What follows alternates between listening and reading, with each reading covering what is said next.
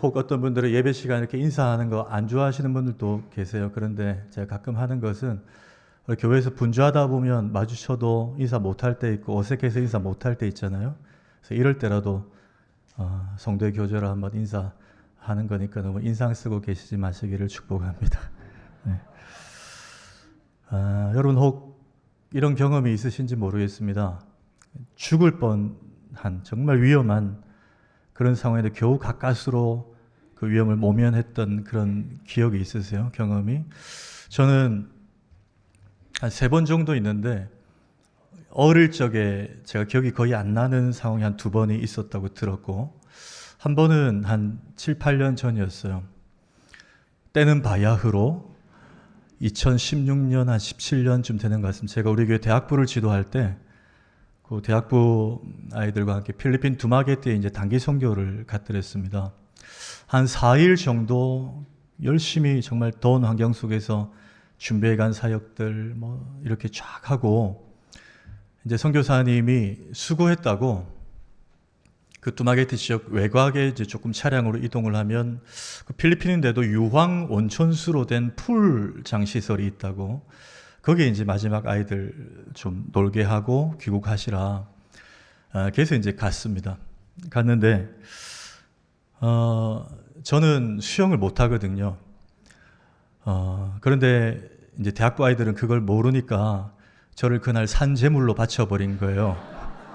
여러분 요나 아십니까? 예, 그거 생각하시면 됩니다. 제가 수영을 할 줄 안다고 생각한 거예요. 근데 물 깊이가 아이들이 놀 때는 몰랐네. 제가 들어가 보니까 이제 당황을 하니까 이제 발이 안 닿는 거예요. 거의 이 정도 이렇게 온 것 같은데 사람이 발이 안 닿으니까 겁이 나고 물이 계속 들어오고 당황을 하게 되죠.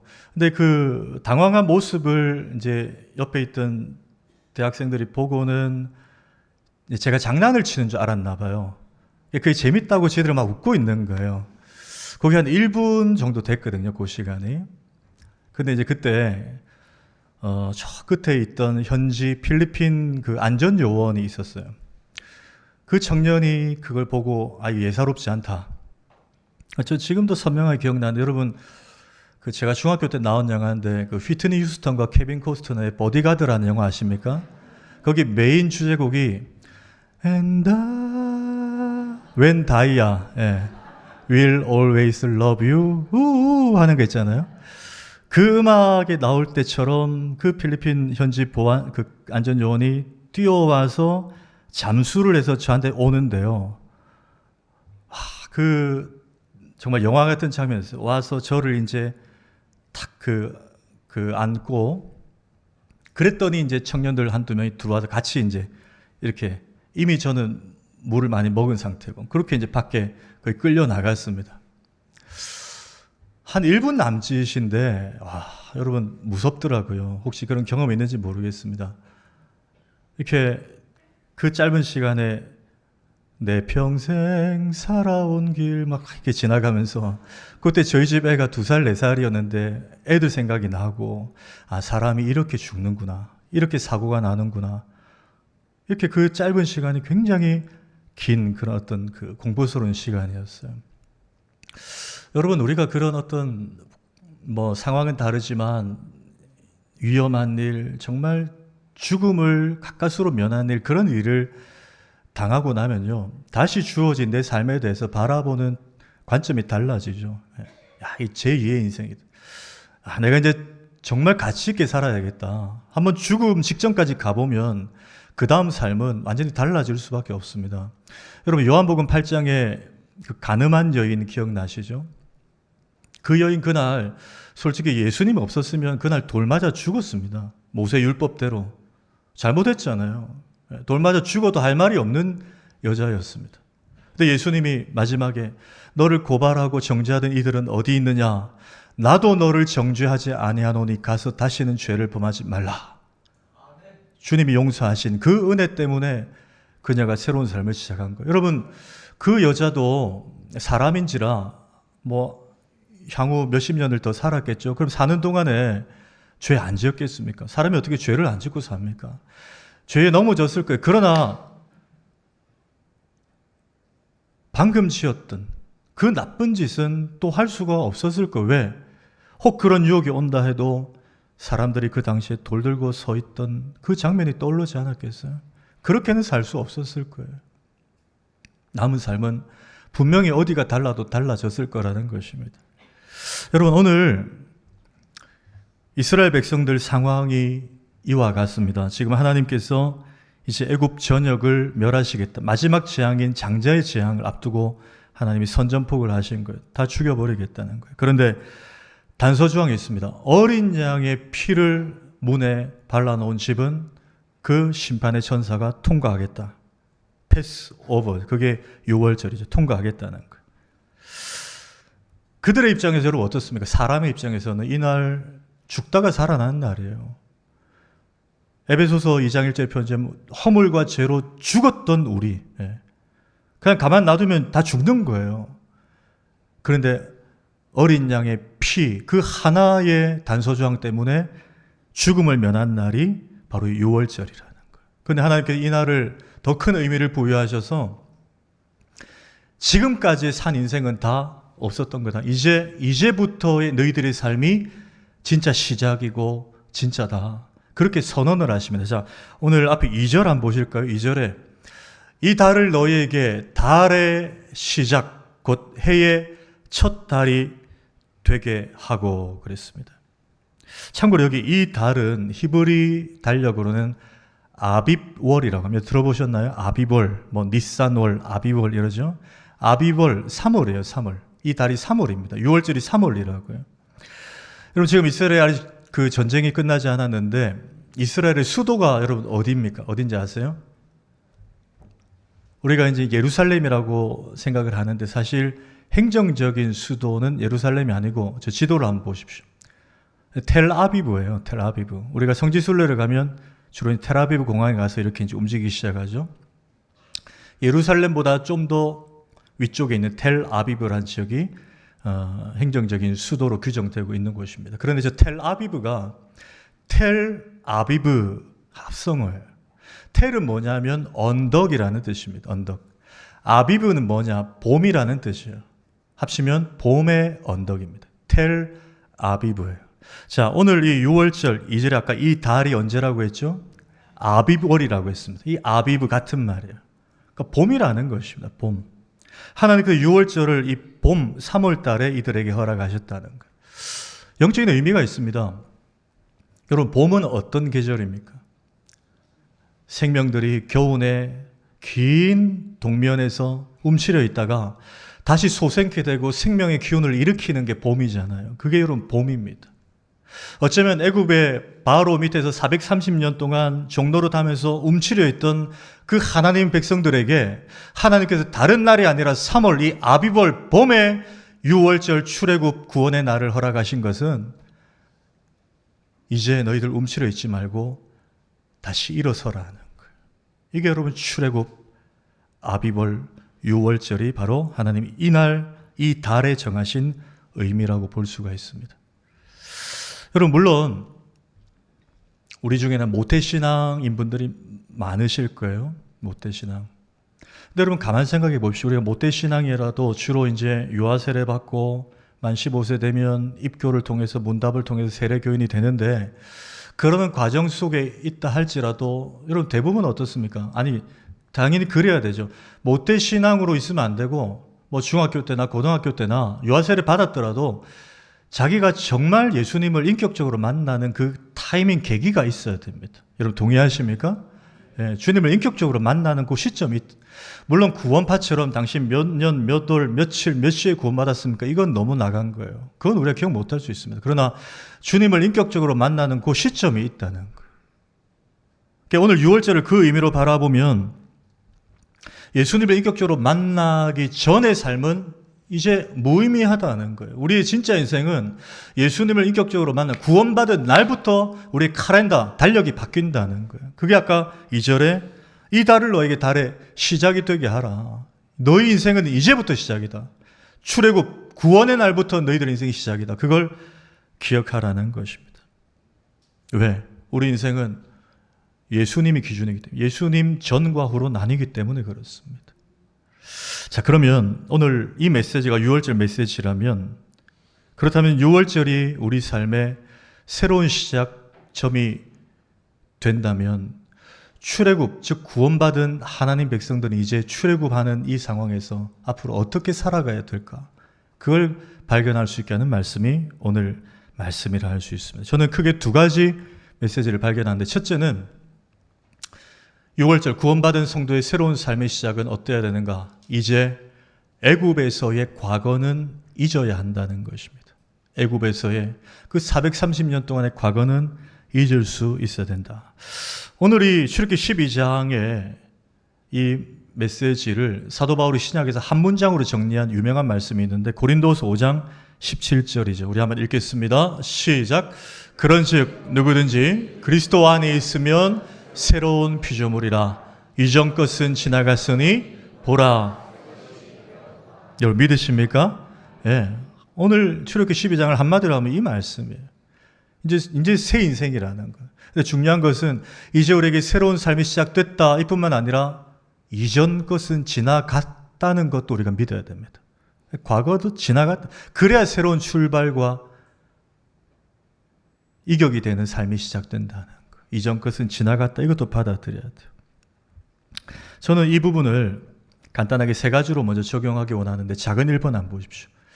과거의 죄를 잊어야 된다는 거예요. 이 이전 것에는 과거의 죄가 먼저 포함됩니다. 간혹 우리 성도님들 가운데 그런 고민과 그런 어떤 눌림에 있는 분들이 있을 수 있어요. 과거에 내가 저지른 과오, 죄, 허물 이런 것들로 분명히 하나님 앞에 정산하고 회개하는 시간을 가졌습니다. 그런데 이게 시간이 지나다 보면 다시 이게 생각난 거. 보통 어떨 때 그렇습니까? 나에게 갑자기 병이 찾아오거나 사업에 어려움 겪거나 집에 무슨 일이 생기면 내가 옛날에 지은 그 죄 때문에 하나님 나에게 벌하시나, 우리가 이런 연상을 하게 돼요. 근데 여러분, 정말 내가 하나님 앞에 그 문제에 대해서 회개하고 하나님께 눈물로 참여했다면 그것은 여러분 성령님이 주시는 작용이 아닙니다. 내가 분명히 회개했으면 그건 끝난 거예요. 오히려 그건 겸손이 아니고요, 예수님의 십자가 대속의 은혜를 아직 온전히 믿지 못하는 것입니다. 불신의 죄예요. 여러분, 예수님의 십자가 죽으심이 우리의 과거와 현재와 미래의 모든 죄를 다 담당하신 줄 믿으시길 축복합니다. 여기에 분명히 서 계셔야 돼요. 이게 아니라면 여러분, 예수님의 십자가만으로 충분하지 않다는 거예요. 그럼 여러분, 이런 거 갖다 붙이면 안 됩니다. 온리 지졌으면 예수님이면 충분하다, 우리의 신앙 고백이잖아요. 근데 예수님의 십자가로 내 죄가 아직 사하지지 않았다는 거예요. 한 번 회개한 걸로 안 된다. 이거면 여러분 십자가로 충분하지 않다는 거 아닙니까? 만약에 예수님의 십자가로 충분하지 않다면 예수님이 십자가에 죽으시지도 않았을 것이고, 십자가에 죽으시고 또 다른 무언가를 하셨을 거예요. 플러스 알파를. 이것까지 해야 너희들 구원받는다고. 예수라는 한 청년의 죽음으로 부족하다면 예수님 외에 다른 의로운 사람들도 몇 명을 같이 십자가에 못 박으셨을 거예요. 이렇게 해야 완전한 사함이 이루어진다고. 그런데 그렇게 하지 않으셨어요. 오직 예수님 한 분만 십자가에 달려 죽으심으로 우리의 모든 죄를 다 해결하셨다는 거예요. 과거의 죄는 우리가 회개했으면 지나간 겁니다. 한번 따라 합시다. 예수님의 십자가면 충분합니다. 여러분 믿으십니까? 네. 자, 예레미야 31장 34절 보십시오. 제가 읽습니다. 내가 그들의 악행을 사하고 다시는 그 죄를 기억하지 아니하리라. 여호와의 말씀이니라. 여러분, 하나님은 그 죄를 기억하지 않는다고 하는데 왜 나는 한 번씩 그 죄를 기억하고 묵상하고 거기에 벗어나지 못할 때가 있을까요? 주님의 십자가 대속의 은혜를 아직 온전히 믿지 못하는 거예요. 여러분, 가끔 그 내적 치유 한때 우리 교회, 한국 교회 유행했던 적이 있는데, 가게에 흐르는 저주, 집안에 흐르는 저주, 여러분 그거 비성경적인 거예요. 내적 치유 받을 필요도 없고, 아버지의 잘못 때문에 아들 3대까지 벌을 받는 거 아니고 우리 집이 이런 책 내용인데 그런 거 없습니다. 우리가 그 죄에 대해서 회개하면 하나님은 아까 뭐라고요? 기억조차 하지 않으신다는 거예요. 예수의 십자가면 충분하다는 거예요. 두 번째는 과거의 상처도 잊을 수 있어야 됩니다. 과거의 상처. 애굽에서 430년 살았어요. 이들이 고역을 겪었어요. 엄청난 학대를 받았습니다. 여러 가지 이들의 상처가 있었을 거예요. 영적으로 적용해 보자는 거예요. 여러분, 이사야 43장 18절 읽습니다. 시작. 너희는 이전 일을 기억하지 말며 옛날 일을 생각하지 말라. 여러분, 제가 언젠가 그런 표현을 드렸어요. 우리 인간관계 속에서 서로 말 한마디에 상처받을 때 있잖아요. 상처. 교회도 물론 있을 수 있습니다. 같이 일을 하다 보면. 그런데 나한테 상처 준 사람은 아마 어쩌면 있고 상처 준지도 모르고 편안하게 잘 살고 있는데 나는 그거를 잊지 못하고 그 말 한마디 꽂혀가지고 내 속에 계속 골마져 사는 내 모습이 있을 때 있지 않나요? 그 때문에 잠 못 이루고 한 번씩 불쑥불쑥 그 사람 생각이 나고. 근데 여러분, 그럼 누가 제일 기뻐하는지 아세요? 마귀가 기뻐합니다. 마귀는 우리가 힘든 거를 즐겨요. 우리가 자꾸만 거기에 매이는 것. 왜? 마귀는 본성 자체가, 기억하십시오. 마귀는 자꾸 과거를 조명시킵니다. 과거를 보게 해요. 그럼 오늘 성령 강림주일 우리에게 오신 성령님은요, 반대로 우리의 미래를 보게 하십니다. 우리를 소망을 갖게 하세요. 완전히 다른 영입니다. 마귀는 자꾸 과거를 보게 하고, 그럼 여러분 자꾸 그 과거를 묵상하고 사람을 묵상하면 누가 손해입니까? 그 사람은 전혀 신경도 안 써요. 나만 손해요. 내가 거기서 벗어나지 못하는 거예요. 내가 자꾸 애굽에서 받은 상처를 생각하면 나만 손해라는 거예요. 여러분, 자유하시길 축복합니다. 제가 비결 하나 알려드릴게요. 상처 안 받는 비결. 잘 들으세요. 누가 상처 주잖아요. 안 받으시면 됩니다. 여러분, 간단하잖아요. 왜 그걸 굳이 받으세요? 누가 좀 이상한 소리 한다. 그럼 여러분, 저거 나한테 하는 말 아니다. 그냥 흘려 들으십시오. 그걸 굳이 받으세요. 좋은 것도 아닌데, 홍삼도 아닌데. 받아가지고 주야로 묵상하고. 여러분, 상처 받지 마시길 축복합니다. 자유하십시오. 구원받은 하나님 백성들의 특권이에요. 세 번째, 작은 3번은 과거의 상처도 잊어야 되지만 과거의 영광도 잊어야 됩니다. 과거에 좋았던 일도 우리가 너무 거기만 추억하고 있으면 안 된다, 그 말이에요. 자, 이 바울의 고백인데 빌립보서 3장 13, 14절 한번 읽습니다. 시작. 나는 아직 내가 잡은 줄로 여기지 아니하고 오직 한 일, 즉 뒤에 있는 것은 잊어버리고 앞에 있는 것을 잡으려고 달려가노라. 자, 잘 보십시오. 바울의 고백이에요. 내가 한 일, 즉 과거의 일, 뒤에 있는 과거의 일은 잊어버리고, 이건 앞의 내용과 비슷했어요. 그런데 바울은 한 걸음 더 나아갑니다. 앞에 있는 것에 대해 더 적극적으로 바라보라는 거예요. 앞에 있는 것을 향하여 더 정진하라는 거예요. 더 달려간다는 앞에 있는 것. 그걸 더 쟁취하기 위해서 우리 에너지를 쏟으라는 것입니다. 그게 앞에 1, 2번과 다른 거예요. 여러분, 구약 성경에 에스라라는 성경 아시죠? 그게 무슨 내용이냐면 남유다 백성들이 바벨론 포로로 잡혀가서 70년 거기 살잖아요. 그리고 이제 고레스 칙령으로 예루살렘으로 돌아오게 됩니다. 자, 돌아와서 그들에게도 신앙의 뿌리가 있었기 때문에 자기 집과 터전을 먼저 재건하기에 앞서서 무너졌던 솔로몬 성전을 다시 재건을 하죠. 제2성전이죠. 그게 스룹바벨 성전입니다. 그 성전을 재건하는 일에 모두가 어려움도 있었지만 이제 협력을 하게 되는 거예요. 근데 그걸 이제 건축하는 과정 속에서 그 본문을 보시면 좀 독특한 장면이 있는데, 자, 에스라 3장 11절 이하에 제가 한번 읽어드립니다. 잘 보십시오. 모든 백성이 여호와의 성전 기초가 놓임을 보고 여호와를 찬송하며 큰 소리로 즐거이 부르며 제사장들과 레위 사람들과 나이 많은 족장들은 첫 성전을 보았으므로 이제 이 성전의 기초가 놓임을 보고 대성통곡하였으나 여러 사람은 기쁨으로 크게 함성을 지르니 백성이 크게 외치는 소리가 멀리 들리므로 즐거이 부르는 소리와 통곡하는 소리를 백성들이 분간하지 못하였더라. 마지막에 즐거이 부르는 소리와 통곡하는 소리가 섞여가지고 저 멀리서 들었더니 이게 우는 소리야. 기뻐하는 소리가 분간이 안 됐다는 거예요. 여러분, 왜 이런 현상이 나타났을까? 특히 어르신들, 연세가 좀 가신 어르신들은 이 두 번째 성전이 이렇게 이제 올라가는 걸 보고 대성통곡을 했다는 거예요. 그런데 그 외에 주로 젊은이들은 오히려 기뻐했다는 거예요. 이 두 소리가 섞였다는 거예요. 여러분, 왜 그랬을까요? 지금 바벨론 70년 포로 생활 고초를 겪고 이제 돌아왔어요. 예루살렘으로.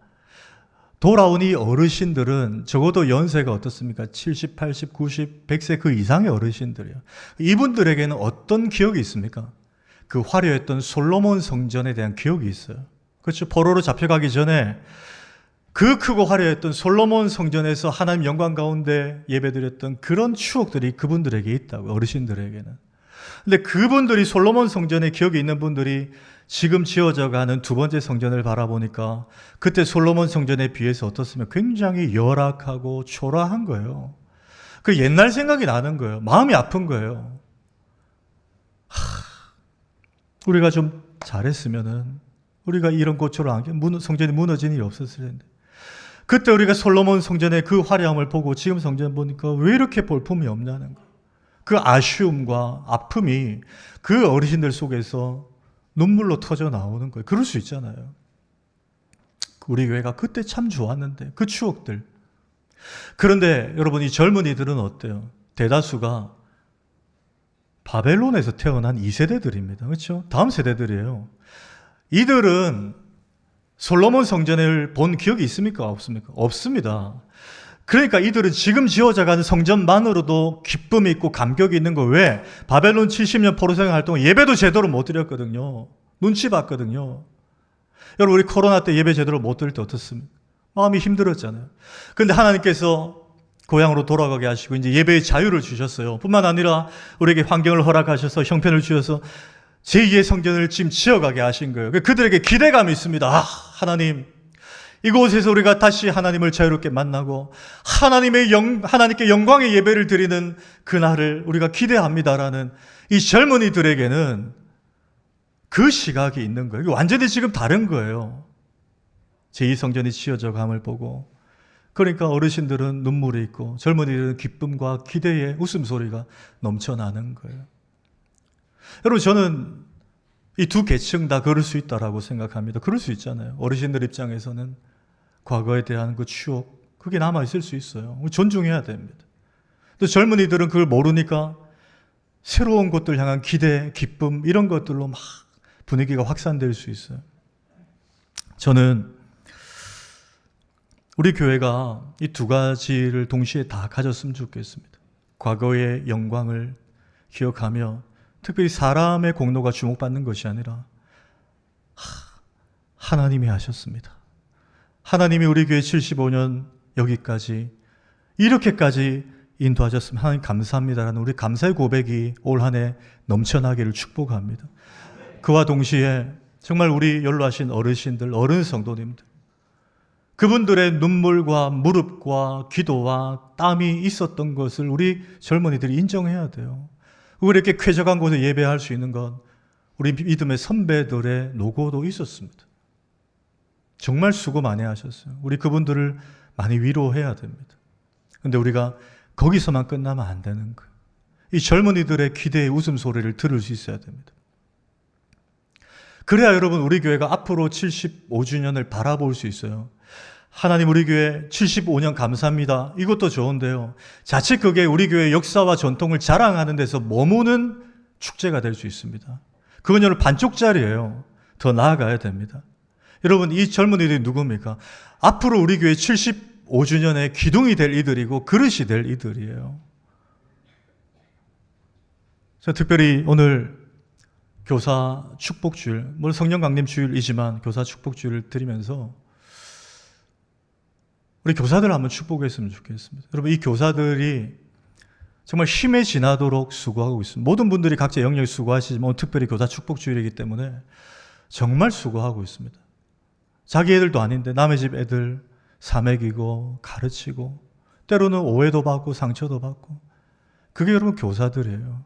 우리 교사들 여러분 한번 축복의 박수로 한번 격려했으면 좋겠습니다.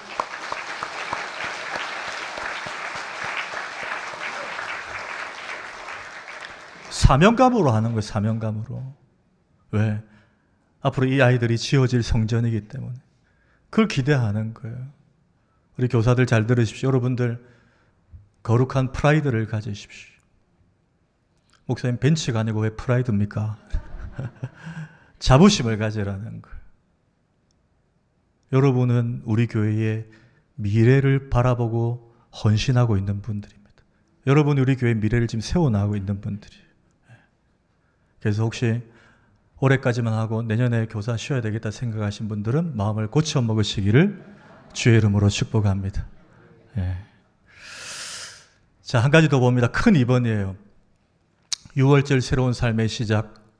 이제 하나님만 의지하며 사는 삶입니다. 첫 번째는요, 애굽에서의 과거를 잊는 것이고, 두 번째는 이제 하나님만 의지하며 사는 것. 이게 6월절 출애굽 구원받은 하나님 백성들의 삶의 지표라는 것입니다. 자, 하나님께서 어린 양의 피를 바른 집은 지금 심판의 천사가 넘어간다 그랬어요.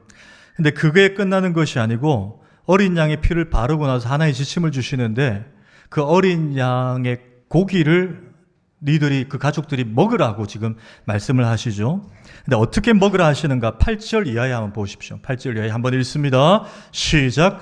그 밤에 그 고기를 불에 구워 무교병과 쓴 나물과 아울러 먹되 날 것으로나 물에 삶아서 먹지 말고 머리와 다리와 내장을 다 불에 구워 먹고 아침까지 남겨두지 말며 아침까지 남은 것은 곧 자, 보십시오. 두 가지를 주목해야 되는데 그 고기를 삶아서 먹지 말고 어떻게 해요? 구워 먹으라 그랬어요. 여러분 왜 하나님께 이렇게 명령하셨을까요? 고기를 여러분 삶아서 먹는 게 빠릅니까? 구워 먹는 게 빠릅니까? 안색들이 고기를 잘 안 드시는 안색들이시네. 예. 구워 먹는 게 빠르죠. 센 불에 확. 저도 뭐 고기는 구워 먹는 파인데 구워 먹는 게 맛있어요. 건강에는 이제 또 삶아 먹는 게 좋다는 여론이 있는데 하여튼 구워 먹으라는 이유가 있습니다. 왜? 이 밤이 지나고 하나님께서 이제 출발하면 바로 출애굽해야 되기 때문에 빨리 먹으라는 거예요. 시간이 없다는, 급히 먹으라는 뜻이 구워 먹으라는 거예요. 또 하나는 구워 먹고 나서 아침까지 남겨두지 말며 아침까지 남은 것은 다 불태워 버리라는 거예요. 여러분 기억하십니까? 예수님 오병이어 이적 행하셨을 때 남은 바구니가 12바구니였어요. 그거 다 챙기라 그랬거든요. 남은 음식을. 근데 여기에서 하나님은 남은 음식을 다 불태우라는 다른 하나님으로 나타나십니다. 왜 그렇게 하셨을까요? 아니 그냥 현실적으로 한번 생각해 보십시오. 야, 니들이 이제 내일 새벽 지나서 내가 출발을 하면 광야로 나갈 텐데 남은 고기들 있지? 그거 잘 말려놔. 테이크아웃 해라. 포장해라. 왜? 광야에 당장 나가면 먹을 거 없을 수 있어. 그러니까 너희들 가족들 며칠이라도 그걸로 연명하려면 포장 잘 해놔라, 잘 싸놔라라고 말하는 게 여러분 현실적이지 않습니까? 근데 남은 고기를 다 태워버리라는 거예요. 이유는 간단합니다, 여러분. 그거에 연연하지 말라는 거예요. 왜? 이제까지 너희들 왕은 애굽 왕 바로였다는 거예요. 그러나 이제부터 너희들의 왕은 너희를 애굽 땅 종 되었던 곳에서 인도하여 낸 나 여호와 하나님임을 잊지 말라는 거예요. 내가 너희를 택하였고 내가 너희를 출애굽시켰으니 내가 너희를 구원하였으니까 너희들의 먹고 사는 문제는 내가 책임진다는 거예요. 그거 남은 거 조금 더 그걸로 여기에 희망을 두고 이거 의존하지 말라는 거예요. 내일 당장 먹을 거 나가봐라, 내가 책임진다는 거예요. 너희들은 나만 믿으라는 거예요.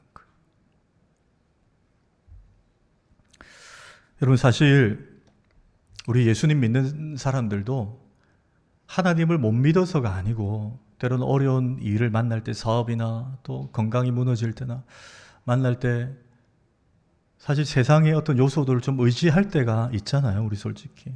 예. 세상의 것들, 좀 도움이 될 것들 우리가 붙잡을 때가 있습니다. 우리 마음이 연약해지고 좀 피폐해지면 그럴 때가 있어요. 우리가 지금 다음 주일 직무자 선출을 위한 공동회를 앞두고 지난 수요일 또 토요일 새벽, 이번 수요일 토요일 새벽까지 직무자 선출을 위한 집중 기도회를 하고 있는데 타이틀이 뭐죠, 여러분? 하나님 마음에 합한 자입니다. 누구였죠? 다윗이었어요. 지금 다윗에 관해서만 쭉 살펴보고 있는데 여러분 다윗이 하나님 마음에 합한 자라는 정말 전무후무한 칭찬의 호칭을 하나님께 얻었지만 사실 다윗도 완벽한 인간은 아니었습니다. 여러분 아시잖아요. 밧세바와 범죄한 그거 말고라도 다윗이 하나님 앞에 연약한 시절들이 있었어요. 우리가 똑같은 성정을 가졌기 때문에. 다윗도 무너질 때 있었고 넘어질 때 있었고 실족할 때가 있었다는 거예요. 제가 그 예를 하나만 들어보겠습니다. 다윗이 사울의 추격이 너무 힘들어가지고 하루는 저 노업이라는 조금 높은 산지에 있는 마을에 피신을 갑니다. 너무 혹이 져가지고 거기 갔더니 거기 이제 성소가 하나 있었는데 거기 제사장이 아히멜렉이었어요. 가서 먹을 게 좀 없습니까? 그랬더니 아히멜렉 제사장이 안식일 날 쓰는 진설병 그 떡을 특별히 다윗에게 내줍니다. 그 떡을 먹고 조금 정신을 차린 다윗이 하나 더 요구를 해요. 제사장이시여, 혹시 여기 쓸만한 무기가 어디 없습니까? 그랬더니 여러분 제사장이 뭐라고 하냐면 사무엘상 21장 9절 한번 보십시오. 한번 읽습니다. 시작. 제사장이 이르되 내가 엘라 골짜기에서 죽인 블레셋 사람 골리앗의 칼이 보자기에 쌓여 에봇 뒤에 있으니 내가 그것을 가지려거든 가지라. 여기는 그것밖에 다른 것이 없느니라 하는지라. 다윗이 이르되 그 같은 것이 또 없나니 내게 주소서 하더라. 여러분 이거 현실적으로 보면 다윗이 이해가 돼요. 왜? 사울의 군대가 추격한 자기도 무기 하나 있어야 되잖아요. 정당방위는 해야 되지 않습니까? 그런데 믿음의 눈으로 바라보면 다윗이 지금 연약해서 지금 넘어진 장면이에요. 왜 그렇습니까? 여러분 저 엘라 골짜기에 죽인 블레셋 사람 골리앗의 칼이 저 아히멜렉이 보관하고 있었는데 저 칼은 여러분 저 때 어떤 일이 있었는지 아시잖아요.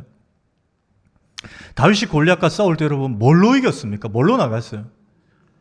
표면적으로는 물맷돌이지만 진짜 무기는 물맷돌이 아니었어요. 골리앗에게 달려나가면서 뭐라고 했느냐? 너는 칼과 창과 단창으로 내게 나오거니와 나는 만군의 여호와의 이름으로 내게 나가노라. 진짜 무기는 뭐였다고요? 만군의 여호와의 이름이었습니다. 하나님 한 번 붙들고 나간 게 다윗, 소년 다윗이었어요. 그때 그 영성이 다윗에게 있었어요. 그런데 지금 얼마나 사울에게 쫓겨서 마음이 힘들고 무너져 있었던지. 제사장이시여, 그게 여기 있었습니까? 그만한 무기가 없네요. 그건 한테 주십시오. 그 칼 들고 대항하겠다고 연약한 다윗의 모습을 읽을 수 있어요. 사울 때문에 힘드니까. 사람이 너무 힘들면 하나님보다 다른 것들이 더 커 보일 때가 있잖아요.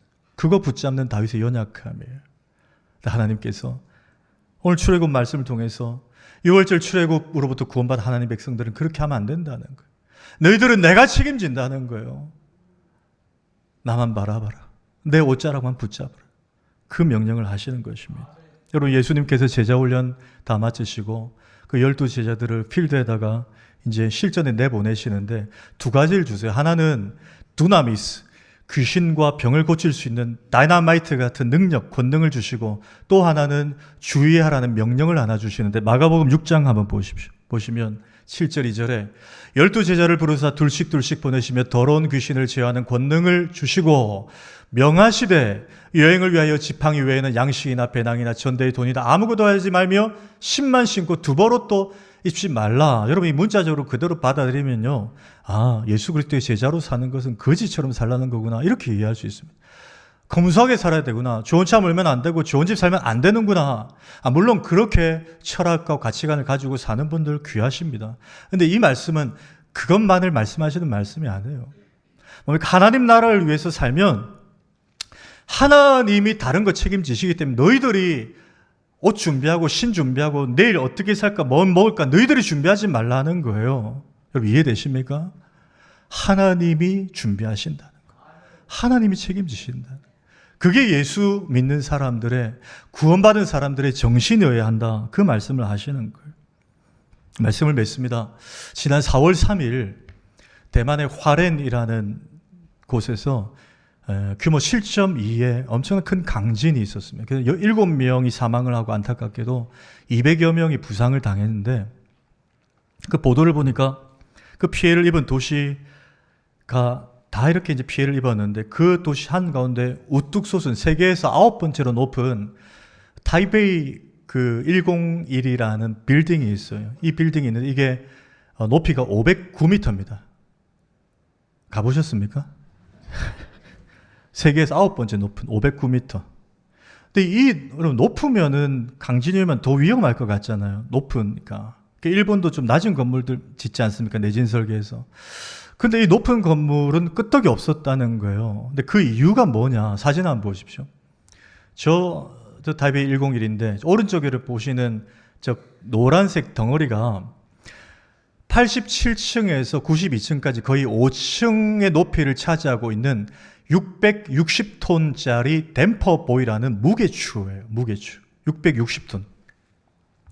저게 2000년 초반에 저 빌딩이 세워질 때부터 저게 이제 자리를 잡고 딱 있었던 거예요. 그러니까 큰 강진이 한 2번 왔었는데 건축 이후로 끄떡이 없었다는 거예요. 왜? 이런 높은 건물은 해운대 마린시티에 있는 건물들도 강풍이 오면 조금 흔들린다고 하죠. 흔들리는 반대 방향으로 저 댐퍼보이 무게추가 움직이면서 딱 이렇게 지켜준다는 거예요. 딱 무게를 잡아준다는 거예요. 그 원리 때문에 저 빌딩은 피해를 입지 않았다는 보도가 있었습니다. 여러분, 오늘은 교회력으로 성령 강림 주일입니다. 성령 강림 주일. 제가 질문을 드립니다. 우리 부민교회 예배 참석하신 교우들은 성령을 받으셨습니까? 언제 받으셨습니까? 자, 사도행전 19장 2절. 너희가 언제요? 믿을 때에 성령을 받았느냐? 무슨 말입니까? 우리가 예수님을 주님, 나의 마음에 주님을 영접합니다. 주님을 나의 그리스도로, 나의 주인으로 영접합니다. 이러고 다 하셨잖아요. 이때부터 성령님이 내 마음에 들어와 사신다는 거예요. 따로 해가지고 받는 게 아니에요, 여러분. 내가 예수님을 영접할 때 예수의 영이신 성령께서 내 안에 들어오신다는 거예요. 그게 성령 받는 거예요. 또 하나, 그때 들어와 계신 성령님은 절대 우리를 떠나지 않으십니다. 여러분 믿으십니까? 요한복음 14장 16절 읽습니다. 시작. 내가 아버지께 구하겠으니 그가 또 다른 보혜사를 너에게 주사 영원토록 너희와 언제까지요? 영원토록. 하나님의 약속입니다. 하나님은 거짓말을 하실 수 없는 분이에요. 영원토록 성령님 우리에 들어와 계시면 절대 우리를 떠나지 않으십니다. 혹 우리가 죄 짓고 넘어집니까? 성령님이 근심하고 마음 아파하시고 때로 마음으로 책망하실지언정 우리를 버리지 않으신다는 거예요. 영원히 우리와 함께 우리 안에 좌정에 계신 분이 성령님입니다. 여러분, 좀 전에 제가 빌딩 이야기를 이것 때문에 드린 거예요. 여러분, 우리가 흔들릴 때가 있습니다. 7.2의 강진보다 더 우리의 마음을 흔드는 일들이 있어요. 사람의 말 때문에 그 사람이 나를 흔들 때 있고, 환경이, 물질이, 때로는 생각지 못한 중한 질병의 선고가 내 마음을 무너지게 할 때가 있습니다. 막 가정이 휘청거릴 때가 있어요. 이거 어떻게 해야 되지 싶을 때가 있어요. 그럴 때 여러분, 그 강풍을 바라보지 말고, 그 지진을 바라보지 말고, 그 흔들리는 건물을 바라보지 말고, 내 안에 660톤 댐퍼보이 무게추처럼, 아니 그보다 더 강력하게 떠나지 않고 자리 잡고 계신 성령 하나님을 붙잡으시길 축복합니다. 성령님 내 안에 탁 자리 잡고 계세요. 우리가 흔들릴 때마다 잡아주세요. 여러분, 현실을 보지 마십시오. 그 사람을 보지 마십시오. 성령님이 나를 잡아주십니다. 그러면 흔들릴지언정 결단코 무너지지 않음을 믿으시길 축복합니다. 여러분, 이 놀라운 성령의 은혜를 남은 생에 힘입어 승리하며 살아내시는 우리 모두가 되기를 주의 이름으로 축원합니다. 하나님 아버지 감사합니다. 주의 백성들 불러 예배하게 하시고 오늘 특별히 성령 강림 주일 또 교사 축복 주일로 드리게 하시니 감사합니다. 주신 말씀 상기합니다. 이전 것은 지나갔습니다. 과거의 상처와 죄와 영광 다 잊게 하시고 내 안에 계신 성령님 붙들고 미래를 소망하며 하나님 함께 하실 날들을 바라보며 살아내는 모든 부민의 권속들 되게 하여 주시옵소서. 예수님의 이름으로 기도하옵나이다. 아멘. 성령님이 딱 자리 잡고 계십니다. 한번 축복하겠습니다. 성도님 안에 660톤이 아니라 엄청난 권능의 성령님 우리 안에 계셔서 떠나지 않고 우리를 붙들어 주시는 무게추 역할을 해주심을 믿고 오늘 성령 강림 주일 우리에게 오신 성령님 그분을 찬양하며 나가십시다. 오늘 이곳에 계신 성령님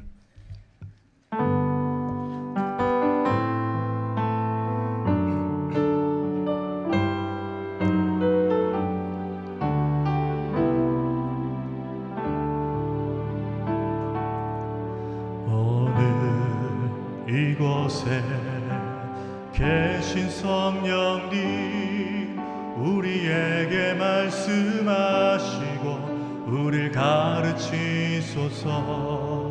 다친 우리 맘 열어주시고 주의 빛으로 밝혀 우릴 인도하소서.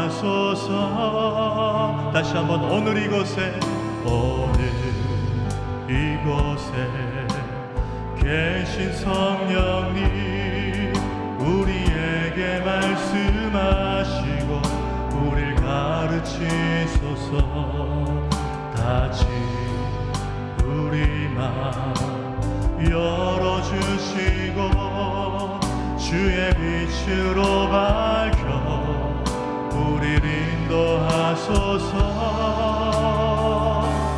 주님보다 앞서지 않고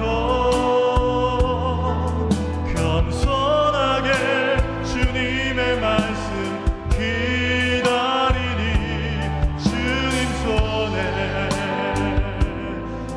우릴 드립니다. 사랑으로 인도하. 우리 다시 한번 합시다. 오늘 이곳에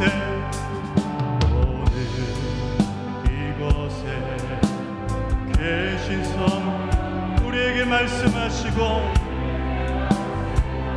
남은 날 동안 우리를 가르치소서. 아멘. 다시 우리 맘 열어주시고 주의 빛으로 밝혀 우리를 인도하소서. 주님보다 앞서지 않고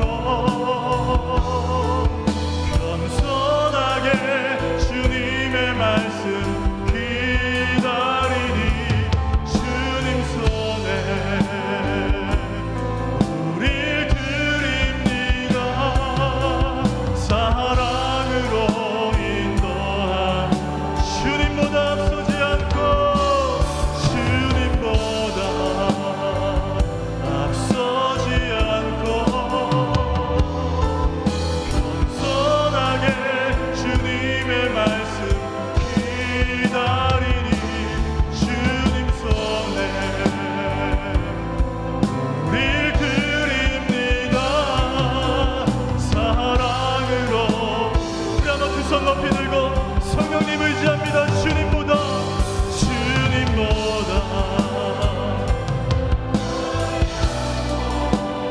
겸손하게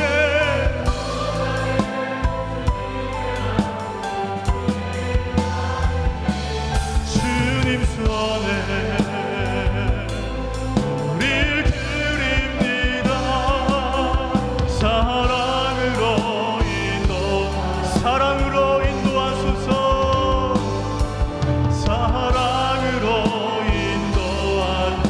사랑으로 인도하소서. 사랑으로 인도하소서.